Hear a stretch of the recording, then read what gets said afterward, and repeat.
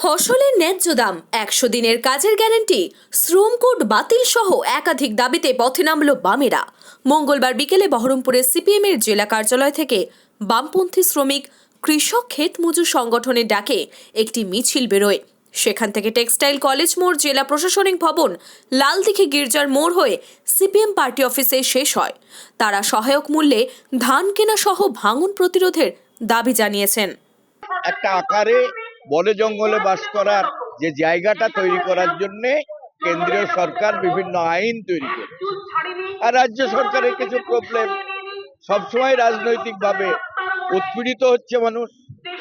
মহিলারা তার নিজের বাপ মায়ের কাছে ফেরত যেতে পারছে না, পড়াশোনা করতে পারছে না। বিভিন্ন এলাকায় নদী, বাঁধ যা কিছু আছে তার পাশে থাকলেই তার মৃত্যু।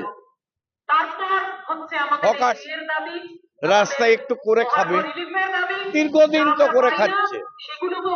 একেবারে রোলার চালিয়ে তারা তুলে দিয়ে বিক্রি করে পুঁজিপতিদের কাছে, স্টেট গভর্নমেন্টের এই পৌরসভা এমন ভাবে মানুষকে কি বলবো শোষণ করছে।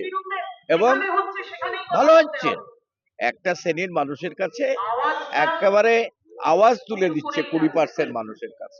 আমরা লক্ষ্য করছি সরকার আবার এই কর্মচারীদের উপর বিভিন্ন রকম ভাবে তীর্যভাবে তার বক্তব্য হচ্ছে সরকারি কর্মচারীরাই নাকি এই সরকারকে ডুবাচ্ছে। এই ধরনের বক্তব্য মানুষের মধ্যে নামিয়ে আনার চেষ্টা করতে হচ্ছে।